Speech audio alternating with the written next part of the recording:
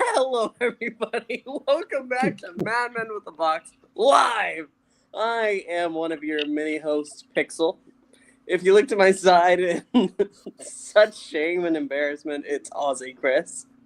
Get me out of here. Below, it's Landry of the QQQ Walkers. And then Gevain. Yes, wearing my paper bag over my head. Jeez. One of these days, we need to see you.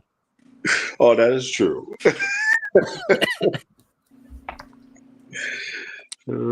Today, we have our topic, which is the war games, which I know what you're saying. Wait a minute. We're one of the 3 people that watch this channel. We know you reviewed that already here. But this is the war games in color. And I didn't add the U in color as a protest. Sorry. Wrong. Callure. Callure. It's a very colorful show. You put the U in it. But before that, we do have to talk about some news that came out last week. Yes. It is confirmed. We take a week off, and we get the biggest news ever. Russell T. Davies, you utter bastard. So, Doctor Who is coming back next year in 2026 with a Christmas special.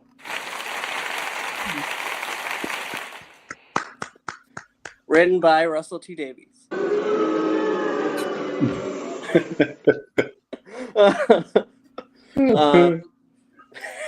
Maybe the boo's a little harsh. No, it's not. No, it's deserved for what he's put through for in these past 2 seasons. I know. Yes, he's done good stuff, but he also did the 2 finales of season 1 and 2. Yeah. So we do have a Christmas special. It's kind of weird from the wording of it that the announcement said that basically made it seem like RTD, who was headlining the show, was invited to write the Christmas special. Yeah, yes, the word Russell T. Davies has agreed to. Yeah. So it seems like this wasn't even given after the reality war, the fate of the show was up in the air. It seemed like maybe he was just done. He wanted to move on. I guess they reminded Russell, you left it on a pretty big cliffhanger that we know you didn't plan for. So you're going to have to answer it. You're going to have to wrap it up. So, yeah. Right now, the rumors are that we have a Christmas special. When they're going to start filming, who knows? Because I think Billy Piper is going to be in the 3rd season of Wednesday. So they would have to get it done before that. Also something about the Bad Wolf. I saw something about the Bad Wolf license to go ahead and produce the show being they have to do it in this time frame. Unless they renew, which I don't know. Who knows with BBC? Who knows? So, speaking of renewals or renewals that never happened, Disney's out. Yeah. Yeah. It's been weird seeing the online reaction, the evil has been defeated.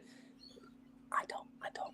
I really okay. I think Disney has a part to play on causing Shooty to leave. That may even though his supposed reasoning being, I think it's time, and also I'm getting a little old and I can't do this anymore. My knees are hurting. It's like, yeah, you say that, and then you go do a play where you're jumping around on stage, where it's like a ballet. Yeah, and there's the rumor that Shooty was getting frustrated, missing out on other job opportunities. Because if he's stuck to Doctor Who and they don't know if Doctor Who was coming back, he'd probably have to drop what he was doing or having to split what he was doing if he suddenly had to come back to Doctor Who. Similar to when he started with he was still doing sex education while he had to film his first season. So, I don't know. It's weird. Disney's a problem, but I would also say it's Bad Wolf is also a problem. Yeah. Okay. So as I think the only person here who's still regularly working for Disney, I'm going to be a little careful how I say it, but at the same time, this isn't Disney. This was never Disney. I've been consistent in this on this channel, saying from the start when Disney's association was first announced, they had a distribution deal. Now, I'm not saying they didn't have suggestions or they didn't say, hey, we'd like you to maybe steer this, but they weren't managing the content. They weren't directing the content. That has been Bad Wolf and to a lesser degree BBC the whole time. Disney's part is so far down the tier. Not that it's non-existent, but it's not that impactful. That's just not the way that company works with this sort of deal. And I say that admittedly only 27 years working with them. So what That's all? That's all. That's none of it. No. I know. The internet disagrees with you, Landry. I know they do, because they obviously have worked with Disney much more. See, the thing is though, because we know that Disney's deal, they did go ahead and give money to help produce the show. Sure. But like the fact that the show became what it became it's Bad Wolf. It's all Bad Wolf.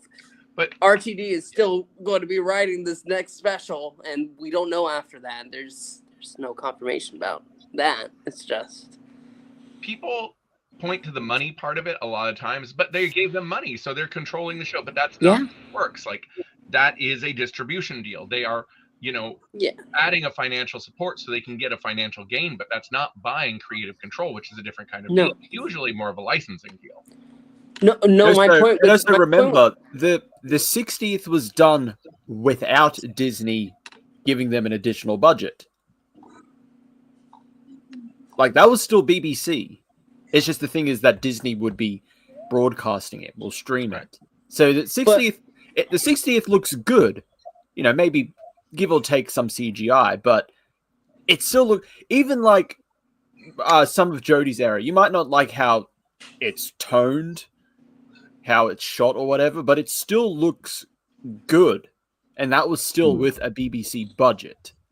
So all that really a Disney did was like, put it on one of the biggest streaming platforms, and also gave them a little extra money to make it look a little better. Not. But either the fact that they had such they had such a budget, and this is what we still get is just criminal. I feel like mainly most of the budget went to the spin-off.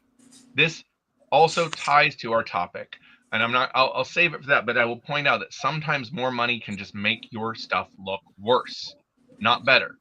And there's I have a whole argument about that. I'll save for later. Hey, look at Classic Who. That worked on a penny and a couple of sticks. Yes. Some of the best stories are from Classic Who, where they had no budget. The TARDIS itself exists as it does because of no budget. Yes. And in that space, brilliance often occurs. Innovation occurs. Yeah. During its final years, where the BBC wanted it dead, had some of its best stories in like Sylvester McCoy's time. Yep. And they were like, let's can we actually kill this now, please? Hurry up. And that's the thing. It's kind of worrying that looking back at what led into the wilderness years, BBC is weirdly acting the same. They're not outright kind of being like, we're kind of don't like the show, we're kind of embarrassed by it, but the whole talk, it is just the corporate talk to kind of somewhat calm people down of, don't worry, it'll come back, we'll let you know. Because that's apparently what they were saying after the show originally ended, just it's not cancelled, we'll bring it back when we think we have the formula right. Yeah. So that's the thing where it's until I actually see something, I don't think it's coming back after the special. You're saying So the same thing in it. It's history is repeating itself. The biggest rumors going around right now is that this is pretty much just so that way RTD can tie off the cliffhanger he left. It's probably going to be a Dalek story with Rose and maybe David Tennant again. It's never going to be just for the sake of that. There'll be some kind of contractual obligation.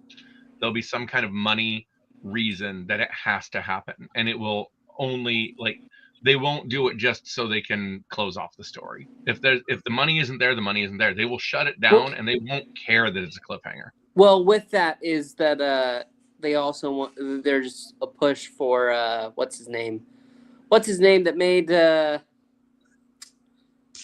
oh crap, what was it? The story with Unit. Oh, Pete McTighe? Yes, that he's really that is worse. That is worse choice for showrunner. That's like the rumors. Rumor has it. It's well, if there's a bad decision, we know they'll make it. Yeah, that's true. That's true. Oh, so if that's true, that if like this Christmas special is going to have Daleks in it, what a slap in the face to Shooty, who wanted to face the Daleks. The same rumor that says that there's a talk of like Shooty just making that brief moment so that way he can be near a Dalek. But yeah, that would still be. It's still so bad. It's still so sad. I love Christmas specials, and I'm not excited. No.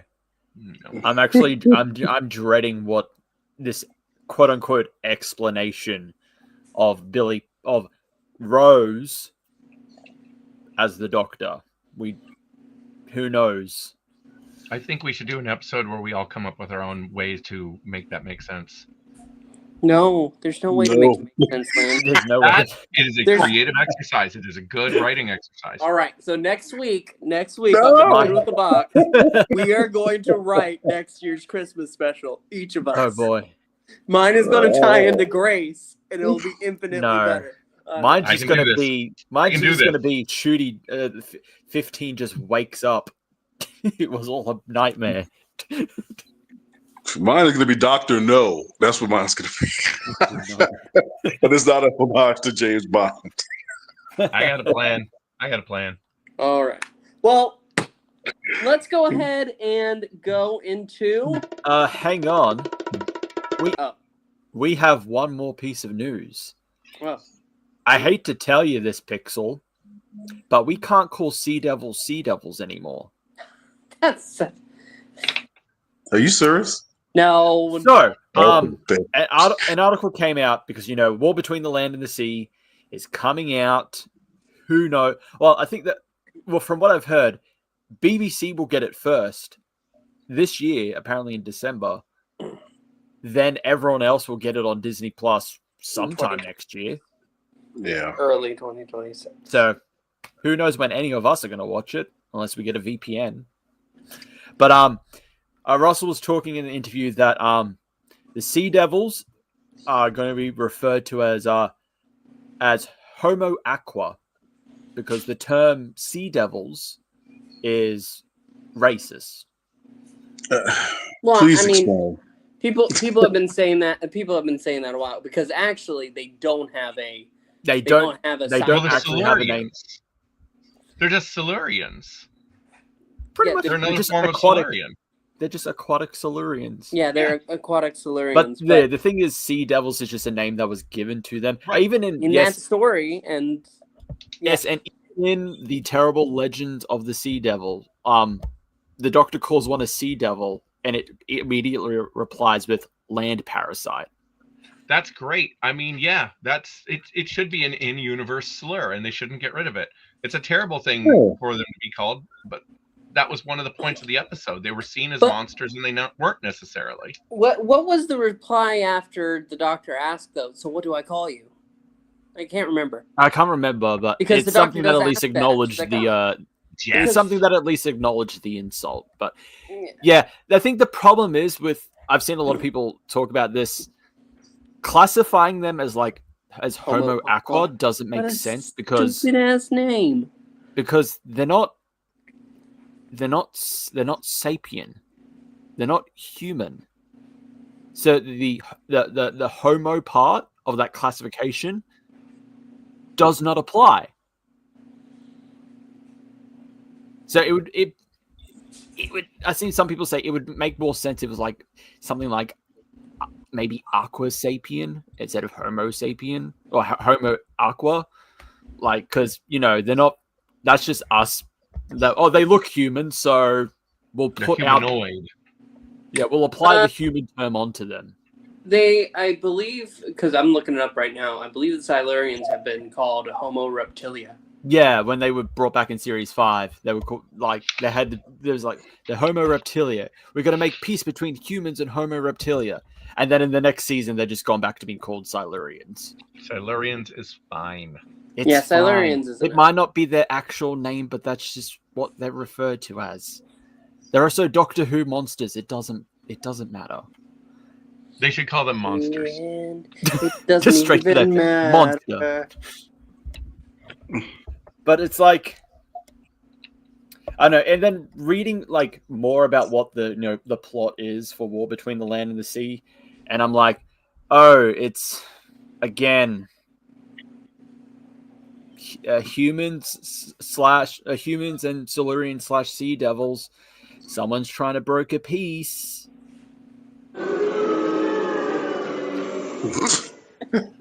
Which I'm like, I am bored. I am bored of that. It just seems to be, at least, again, as bad as that episode was, at least Legends did something somewhat different. It wasn't good, but it wasn't the typical, we have to make peace between the two, but then something gets in the way. Do you know what I want to see? What I would want to do if it would give me the chance? I would have a story set back during the time when the Silurians were the apex creatures of the planet versus the Ice Warriors. Mars trying to invade Holy Earth crap, during the that'd time be of the so Silurians. cool. That would be so cool. Oh man. I think there's a 12th Doctor comic where the flood from Waters of Mars, that parasitic water, was it Fenric tries to use it to like as a replacement for like the Hemivores from Curse of Fenric. Right. So the Doctor, the Vikings that would originally imprison Fenric, and Ice Warriors, I think, all have to team up to stop the flood. I think it's something along those lines, but I remember it's like, kind of bizarre, but interesting. The 12th Doctor with Vikings and Ice Warriors. But yep, so if you see Devils,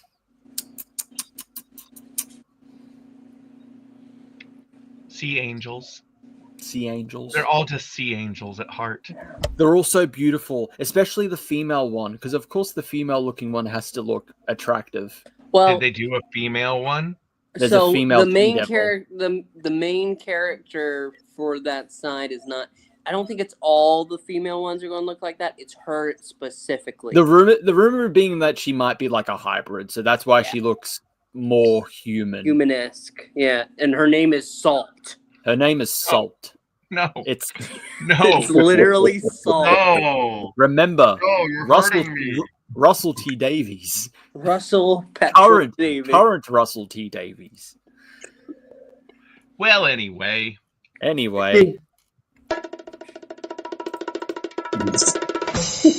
Time to talk about our main topic today, the War Games in color. OZChris, do you have information to give us before we start talking? No. Oh. We've talked about the War Games. You want me just to say this is written by Terrence Dix and Malcolm Hulk? It broadcasted, well, this version was broadcasted on 23rd of December 2024. Yeah. And it takes the War Games and condenses it. So why did they come up with this? Because it's money. It's one of the most famous Second Doctor stories. Mm-hmm. They needed to put something on the Whoniverse. Remember What a that? joke. Remember the Whoniverse, which you can only really get if you're in the UK. Yeah. Good one, Yeah, BBC. But Landry was the one who suggested that we go ahead and do this, so I think he should be the one to start us off. Landry, talk about the war I have game. so many opinions. Okay, first off, I feel like I'm going to be in a minority here in that I really enjoyed this. It does not mean it is necessarily good or not without its flaws, because wow, there are flaws. So many.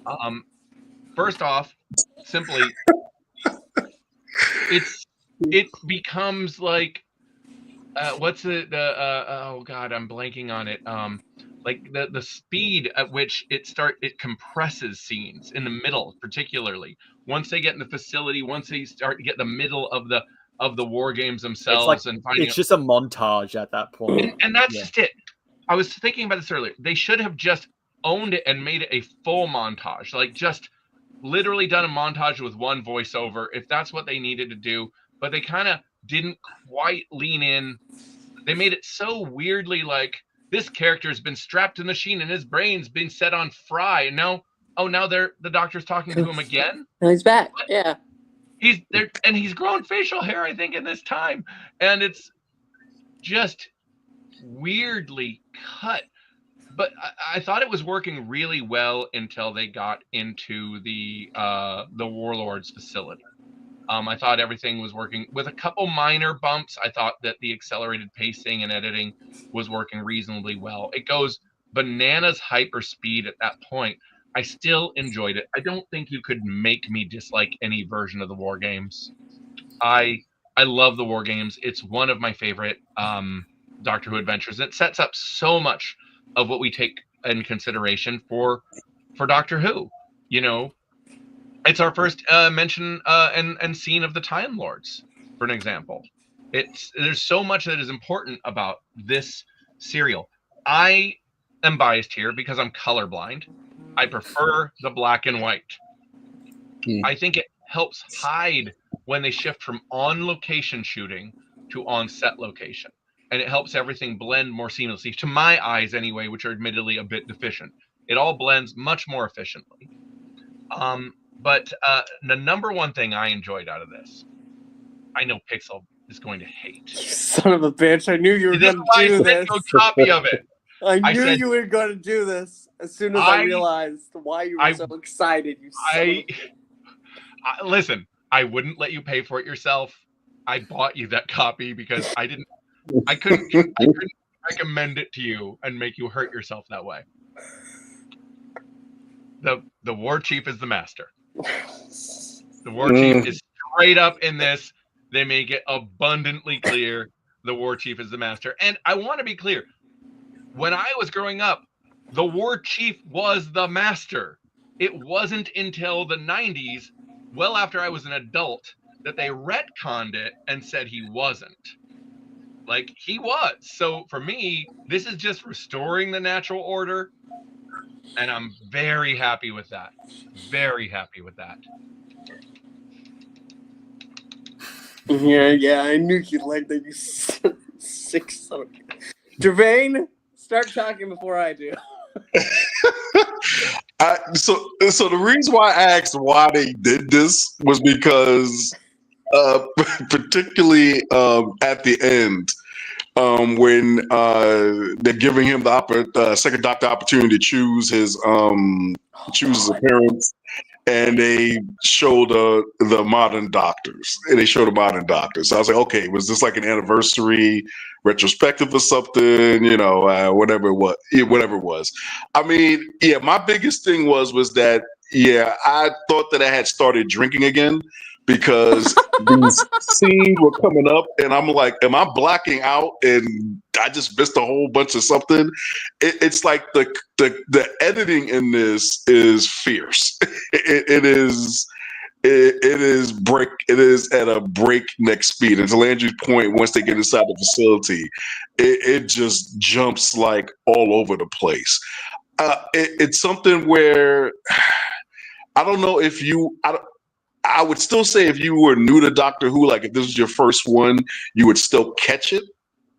I think I only caught it being someone who does write and is familiar with film. I could tell that they were jumping all over the place. So I did rewatch the original one just to see. And it was like, it wasn't like they were, I might be wrong. It didn't feel like they were cutting out vital parts of the story, but it was just obvious that it was just like, there was a lot that was missing. And I think that if they were going to do something like this, they might have should have done it like maybe 2 hours just to keep it a little bit less janky, if you will. It's kind of like when you're watching a YouTube video when it's clear that someone's cutting it just to avoid the copyright strikes. If I had to give like, now I might be in a minority this one. I did enjoy seeing the why am I blanking on it now? The regeneration of 2 to 3. I thought that was cool. What I did not like necessarily was like just they kept cutting to the exterior of like I guess the war dome or whatever it was. Like that was just like sort of annoying. It was like, look, guys, we paid for this, and we're gonna milk this for all it's worth. And on Gallifrey, they kept doing it too. Yeah, yes, and it was just like that kind of a bit. I honestly think, I would have preferred if they were gonna do this, they just should have just done the entire serial. They should have just done the entire thing in color. And left out like I just didn't get the point of like showing the modern doctors as his choices. I thought it was funny, but I just didn't get why that was necessary if it wasn't like part of the, what was it, the 50th or the 60th. I didn't get that part of it.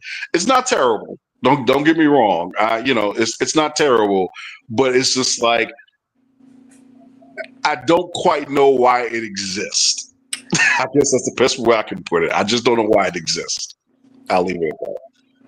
I think, Gevain, you are absolutely right. 2 hours would have made this much more palatable. Yeah. Like the War Games is such a long story. Like when they announced this, I'm like, 90 minutes? Yeah. You're condensing like War Games is what, like 4 hours or something? 300 minutes, I think. Yeah, down to 90, and it's like, sure, with the Daleks in color, granted, it also had the same problem of like when the Thals go to attack, it essentially just becomes a montage, and editing is just really just like quick. Like but that works a little bit better with condensing it. My major problem with this is that you have all these CGI cuts put in. And I get it. You're colorizing it, and so you're touching it up to go ahead and, okay, we're cutting it down a little. We're making it, they're trying to make it more appealing to a modern audience. Well, that's what you want.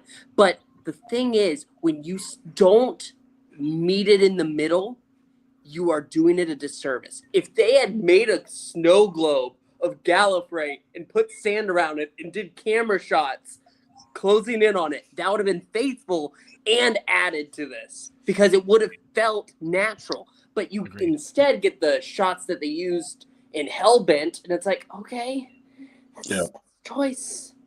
And then the courtroom scene, and you see the modern doctors there. They are just so lazily put on that screen with a blue filter. Yeah. Using promo pictures. They could have at least had somebody do like sketches like they did before for the options and made it look more like the modern actual footage from the show. Yeah. Like it did with Eccleston in the what was it? The Three Doctors one.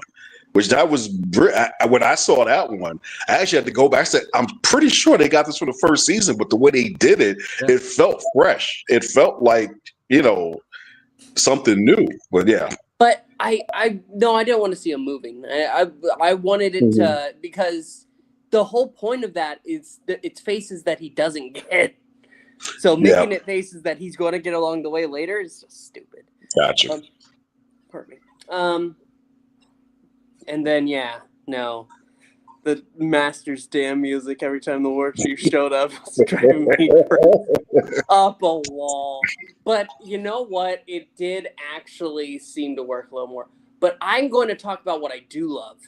Those sets, whenever they get to the main war room area, oh my God, the color is a world of difference. It is stunning. I loved the look of it. I love the look of when they go to Gallifrey too. All the actual sci-fi sets in color, it pops. It looks so good. I love the little magnetic blocks that they're using as buttons. It's so silly, but I love it. My problem is the outside scenes, actually. So when they got inside, there are some noticeable chops that are rough, but how fast it was going outside of that in the actual war areas outside was driving me crazy. But I was just so entranced by how good it looked inside of the facility that I gave it a pass. Because I really do think that color makes a world of difference. But to your point, Gevain, I get going ahead and doing a shorter version. But they should still have it as an option to just go ahead and fully colorize the rest of it. Right?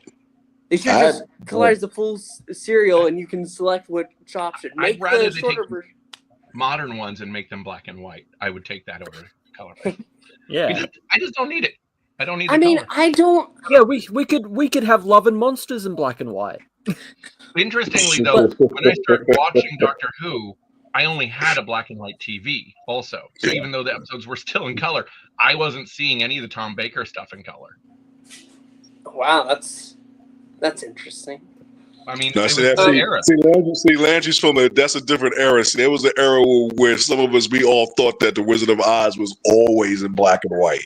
Yeah. It wasn't until much later that I know you know what I was talking about. What's the appeal here? It says it's in color. It looks the same. They lied to me. I'm of that mindset too, though. I like these black and white episodes. A lot of them, you don't need them colorized. Well, I'm reminded of okay, this is just an anecdote about color and modernizing it. How it doesn't always work, and it doesn't quite translate. But I think you guys will get the point. I did a Supergirl book for DC in 2009, and at the time, they were still doing them on newsprint. That was colored for newsprint. The technology that was used for the color and the coloring choices were made by the way the color ink bleeds on newsprint. I know, Gevain, I know you're going to understand all this. Well, then the later editions, the reprints are all on the slick, glossy paper, and the color doesn't bleed. The inks literally don't bleed the same way, so it doesn't look right. The black and white stuff was filmed for black and white. It's meant to be black and white. They made choices based on it being black and white. And so, there's things, again, I'm not the best judge, I'll grant you. Being colorblind, I didn't notice a lot of stuff that Pixel's talking about, but still. But there's a luster that gets lost. It's like when you talk about the newsprint comics, it's a different. It's kind of like it's like LP records and CDs. It just ain't the same, man. It ain't. It's like it's a little too crisp, a little too clean, and it just kind of loses the charm, if you will, the visual charm that you watch. But I will echo something that Landry said, which I think it would have been different approaches. I think this kind of could have worked better if it was like a retrospect. Like if they had gotten, who is it? The Sun is doing Second Doctor now from Big Finish. If this had been somehow something like him reminiscing about the war games and it being a montage bit like that, that might have worked a lot better than trying to tell the story. Great. Yeah, been telling the story and then yeah. All right. Sorry, Pixel, you were giving your opinion, though. I think I pretty much touched upon everything. I really just wish, it had an extra 30 minutes. Yep. I wish that I wish that it was just a little better, guys, really. But, okay, Chris, it is, as they say, your turn. So This is the second one of the in colors that I've watched. I watched the Daleks in color. I really like that, except, obviously once it gets to the Thal attack, it's just like quick. But I think they did a good job with that one. So yeah, when they announced War Games in color, I'm like, yeah, 90 minutes. I don't see how you could make this work. I don't know. But overall, I did enjoy it. I think until it gets up to the Warlord's basis, essentially, especially with like from middle onwards, I think the shortening of episodes and combining them does work. But there are some times where it's just like, I think like literally, I think like at the start where they're captured, but then they're saved, then they're straight into the trenches. It's like, okay, a bit jarring, but yeah, sure, okay. But there are stuff where, and like, yeah, if you just took this out, I think it just works better. Even like thinking about when we first watched the War Games, like, yeah, they're just the repetitive nature of just like, they go to a new area, they get captured, they go to a new area, they get captured. Like, the Doctor has 2 executions in the original version. The second one just gets cut out. I'm fine with that. You only need the one potential execution. You don't need 2 of them. And like, granted, like some of them still get captured, but it doesn't feel like, oh, this is just happening again and again and again and again. Stuff I didn't like, yeah, the fully animated shots of the Warlord's base, like they didn't need to be there, and it does not mesh with the whole like colorized version of like the classic footage. So if you're using it for an establishing shot, the Warlord's base is different from everything. I think people are going to understand they're in the Warlord's base. Okay. They have magnets on there that control everything. I think it's fine. And then same when it goes to Gallifrey, and it's just from heaven sent. It's just that establishing shot, and it's like, you did not need to do that. And then with showing the modern Doctors, and it's just promo footage. It's lazy. New Who has done that a couple of times, like when was it Let's Kill Hitler, when the Doctor is talking to the interface and it looks like previous companions, and it's obviously just promo pics of Billy Piper, Freema Agyeman, and Catherine Tate before it then goes to just actually the actress that played young Amy. It's like, I mean, it's Doctor Who. Cheap and Doctor Who go hand in hand a lot of times. So, but with this one where you're condensing it, you have time, maybe some money.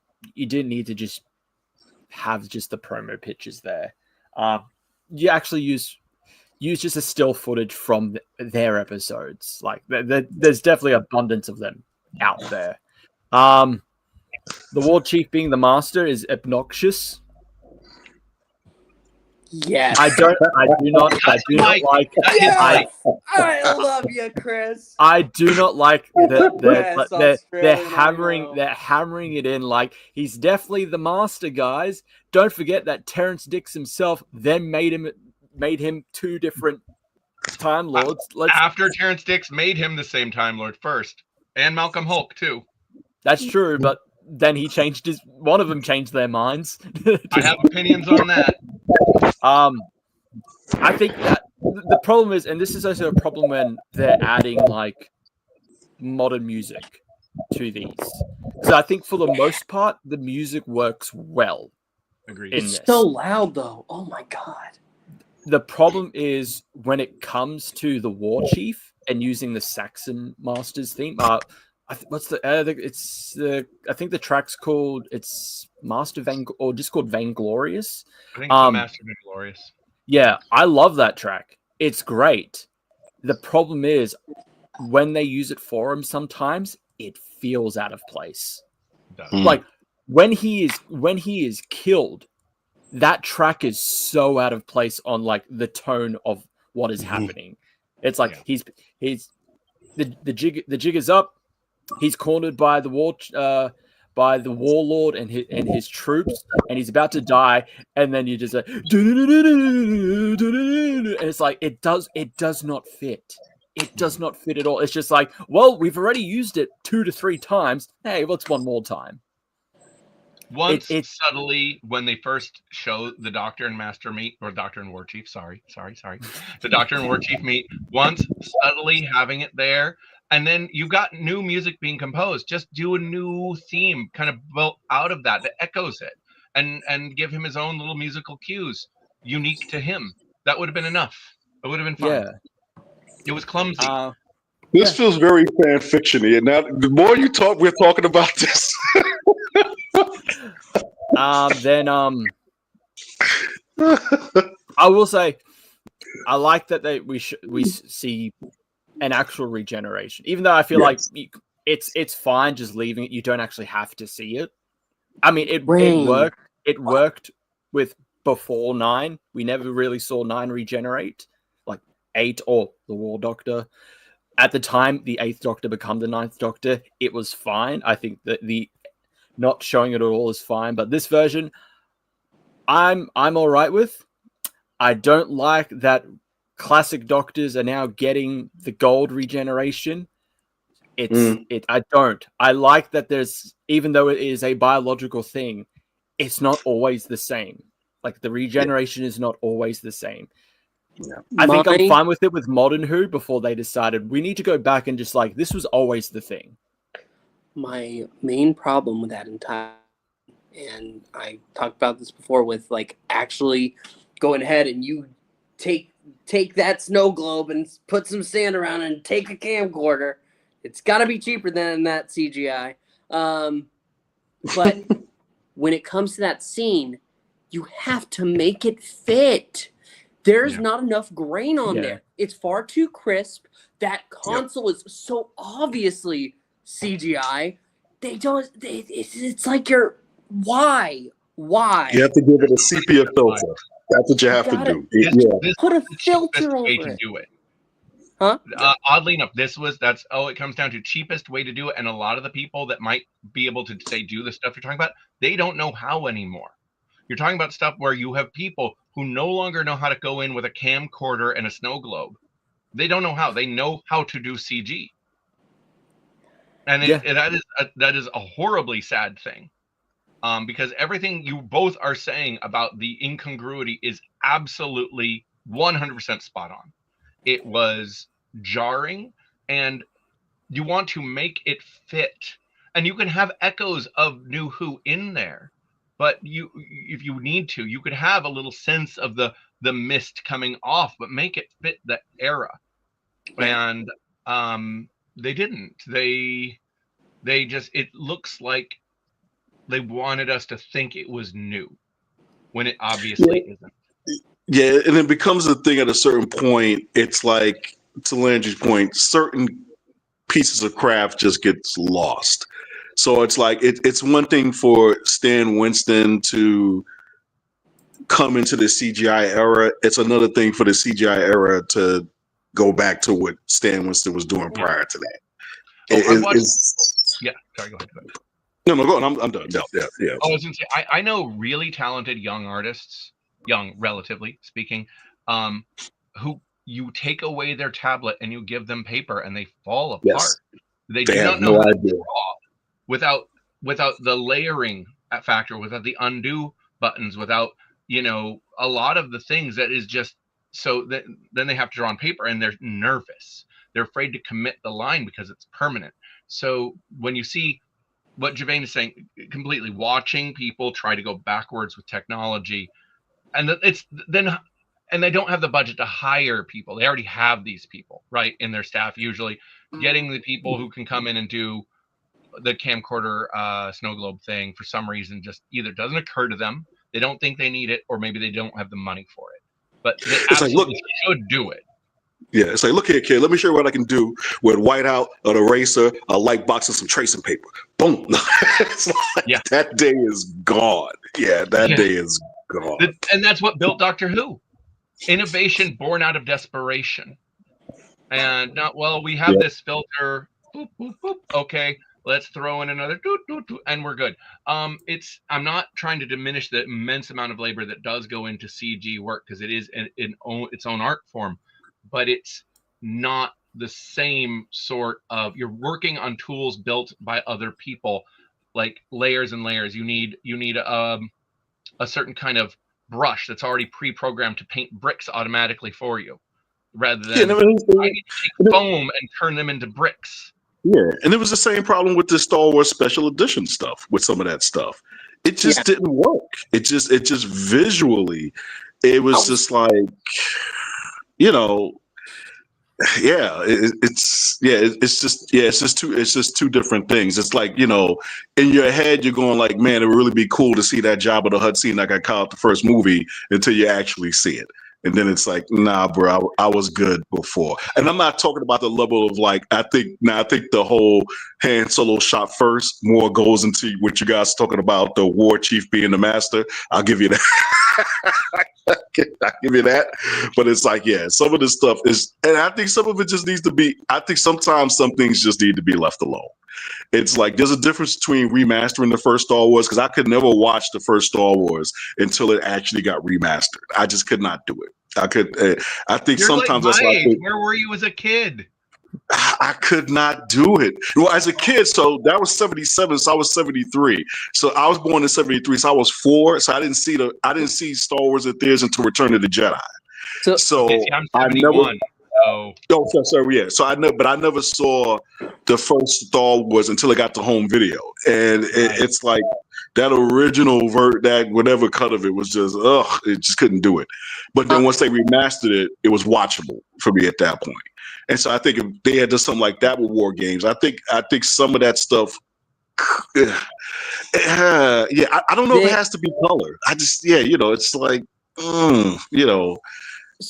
So obviously my connection, because I do love Star Wars, but that first Star Wars movie, the version that I get is not obviously the original version that everybody saw, because George changed it again and then again and then again, because he kept putting things in there.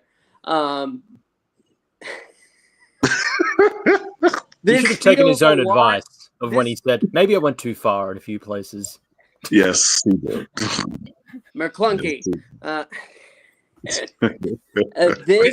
So one thing I want to say about, I know we reviewed War Games in general before, but something I noticed this time I didn't notice before as much that I love is when the Doctor meets the War Chief and they talk. The first time they actually talk, not when they first see each other, but when they talk. Troughton's performance there is some of his best, because all his like, it's gone. He's talking to a peer. He is talking to somebody and so he's like, you know why I left. He's not playing the fool. Yep. No, it's all on the table. It's like it's just straight like, you know why I left and you know what it was like. So don't play with me like that. It's great. That interaction. The War Chief's performance is whatever. It's not the best in the show in general, but Troughton shines in that scene for me. But that's what I love about the second Doctor, because I'm a huge fan of Hamlet, and that's what I love about the second Doctor, is that he's playing the fool, but it's intentional and purposeful because it gives him an advantage.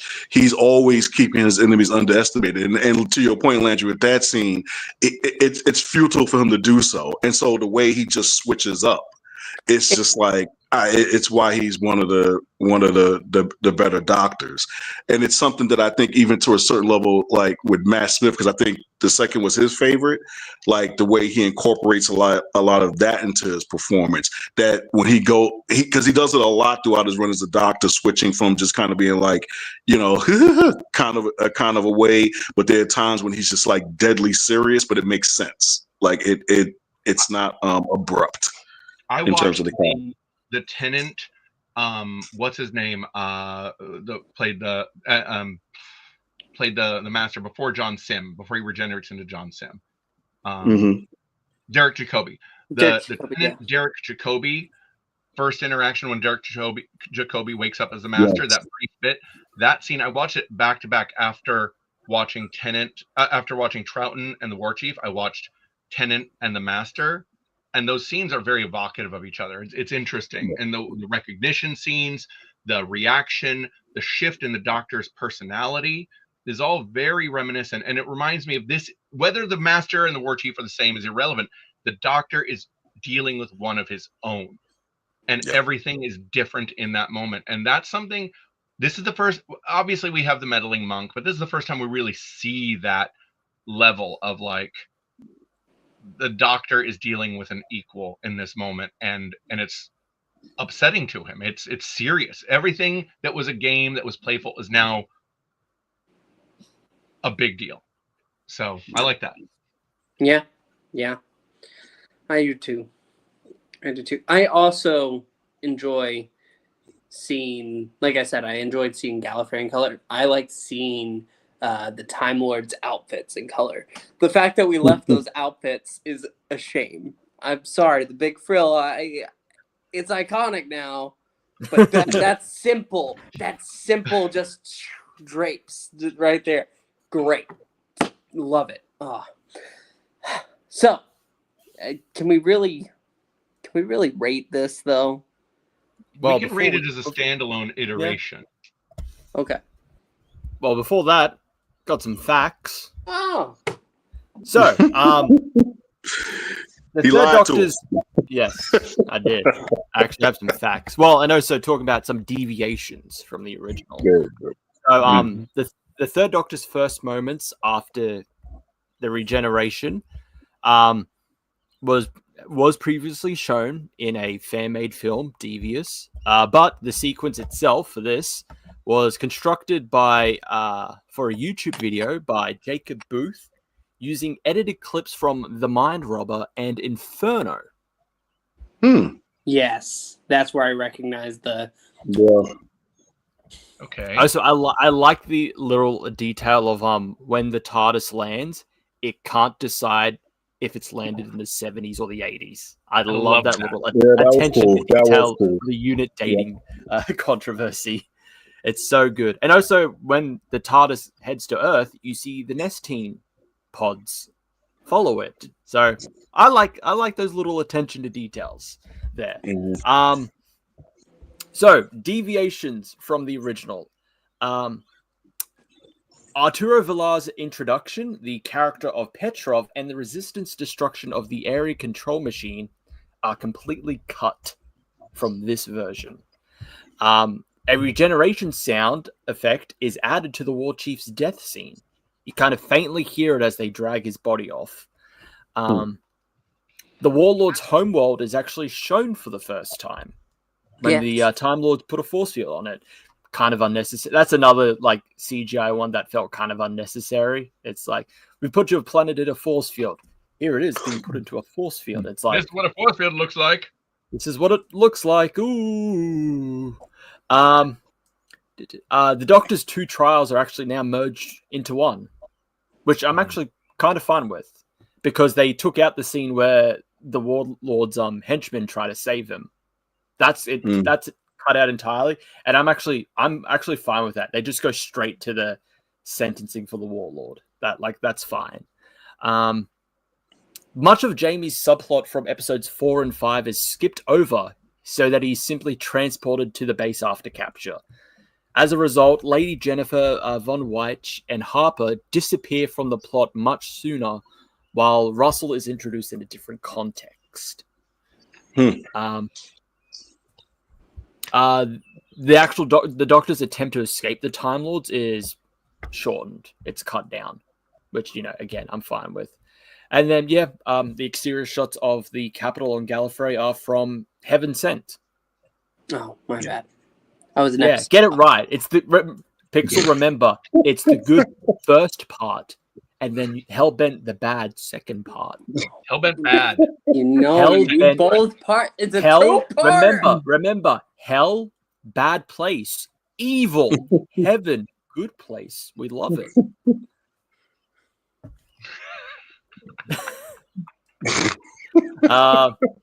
And also the weirdly enough, the error code that appears on the TARDIS when the Third Doctor lands,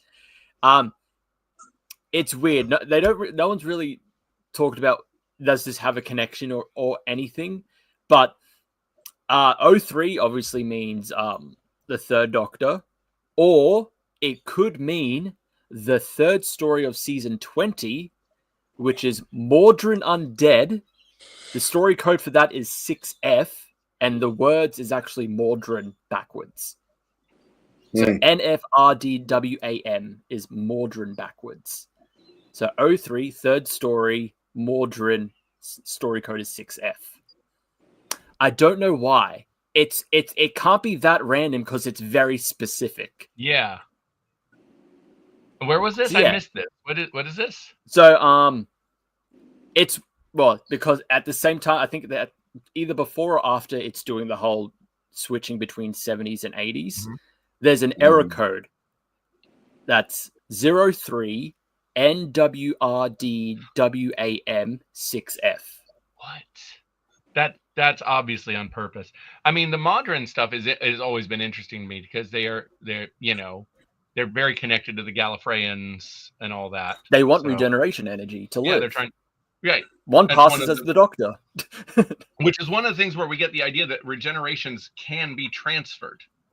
Like, which we've seen in the new show, and we saw, the Master was offered a new set of regenerations in the 5 Doctors and so on and so forth. So that's interesting. Yeah, I don't know why. It's a very specific reference. So we're going to do a remake of that next. Maybe that's Mordrin Undead in color? Question mark? In black and white. In black and white. Because I don't see what the connection could be between like Third Doctor or War Games and Mordrin Undead, aside from maybe it was written by Terrence Dicks. No, it wasn't. Peter Grimwade.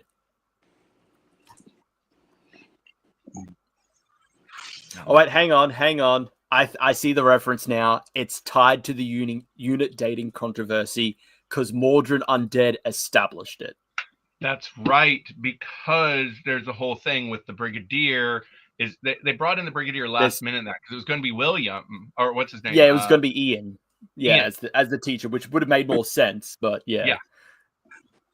Looking at it here, due to its specific date, such as placing the Brigadier's retirement during 1976, this story attempted to address the so-called unit dating controversy. However, in doing so, it became a major part of that very controversy.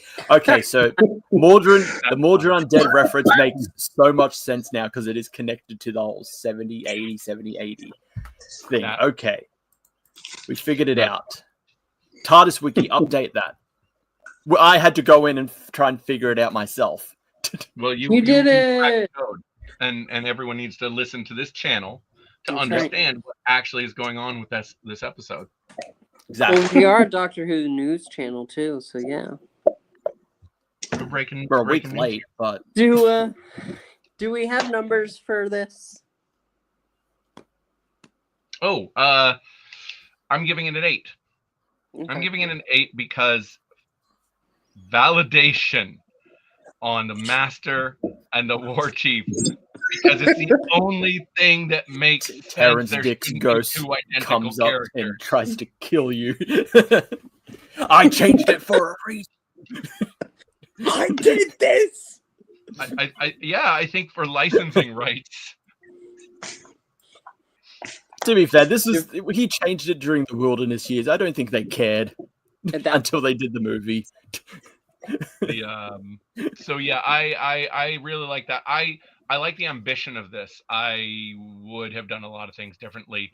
It was a lot of fun. It was a really fun way to see this classic, one of the best classic episodes from my perspective, one of the best Second Doctors, one of the episodes that lays the groundwork. They couldn't make it bad for me. Did they make it better? No, they made it different. There's some things I really liked that they added, and there's obviously some insane pacing issues. They're just bananas, these pacing issues. But you know what?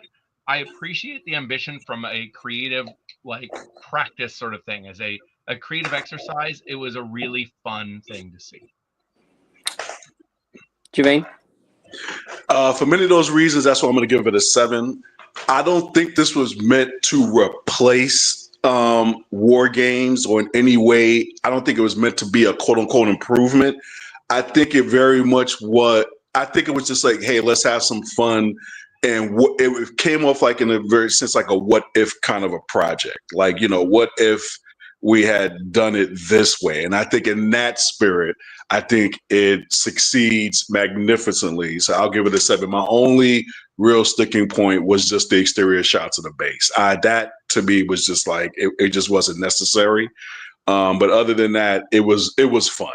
I think it's like a nice, like if they were going to do like a war games, like deluxe set, it's just a very cool special feature. That's all. And so for that, I give it a 7. I'm going to go ahead and agree with that 7. I have to take away a point because it does try to make the war chief the master. So it can't be an 8. But I agree with this is a very good exercise, like a creative exercise, but they were creative wrong in many ways. Be creative right, okay? There are just certain things that just seem obvious, and I know it's sitting from this side of the table, but it's still there are better ways to do things that should have been discussed when they were producing this. For that reason, yeah, it's a 7. It's a good attempt, but it could have been better. And this story is a 10 out of 10, but it's It's not a better version. It is an not at interesting all variation, though. It is an interesting variation. And it's one I look at and I can watch both. But yeah, Chris. I would give it an 8. I quite enjoyed it. Yes, it's not perfect. It's definitely not better than the original, but it does make attempts to at least like alleviate slight issues I had with the original, mainly because Classic Who pacing and like that repetitive nature of like capture. How many times does the Doctor need to be executed? Well, he's the second Doctor, so 2 times maybe. But no, yeah. Overall, I did quite enjoy this. I think it's obvious, like if they had to colorize a second Doctor story, like it had to be this one, because because it's such a big important story. Yes, it is like Troughton's like last episode, but it brings so much to the Doctor Who like mythos. Like, of course they had to do it. Like Daleks in color, that makes sense. It was the episode that saved the show. It introduced the Doctor's most like infamous like villains. It's also now the new first episode of Doctor Who ever. There definitely was not one before it. Ever. But so yeah, like war games being colorized, it makes sense. Like the other options are like Tomb of the Cybermen would probably be like an obvious one they would try and colorize. Yeah. It's one of the few like really good Troughton stories that has all of it surviving footage. So yeah, other than that, yeah, 8 out of 10. I enjoyed it. Well, I'm interested to see what they'll do next time, if they'll do it next time. If there's going to be a next, who knows? They've only got 2 Doctors to do convert into color, so Basically. Yeah. But turning Aztecs, we should, Aztecs would be good. I like the Aztecs. We should try reviewing a animated. Oh, well, we Oof. already have done an animated recreation. Have we? Oh, was it Underwater Menace? No, No. you did Underwater Menace. I did, We because did. it's bizarre. What was it? Evil of the Daleks, I think. Yeah, we did Evil of the Daleks. that's technically not. It is technically fully animated because there are surviving episodes. But they don't use them. No, unless you watch the version where it switches. There is a version that switches from animated to the What were you- surviving. What were you going to Say, Dwayne? I thought you guys were talking about those animated Tenet episodes. I was like, why? No. Yeah, let's review Dreamland. We're not. Let's review the Hey, Infinite Quest. We're not that desperate for Doctor Who episodes yet. All right. That's Let's our review show. Scream of the Shulker. David Tennant is in it. Never seen it. It's all right. We will be back next week discussing how we would handle the next coming episode of Doctor Who. But until then, thank you so much for watching. Please like, comment, subscribe. It does help out the channel. We'll see you next time, and Alonze. Oh, my giddy end.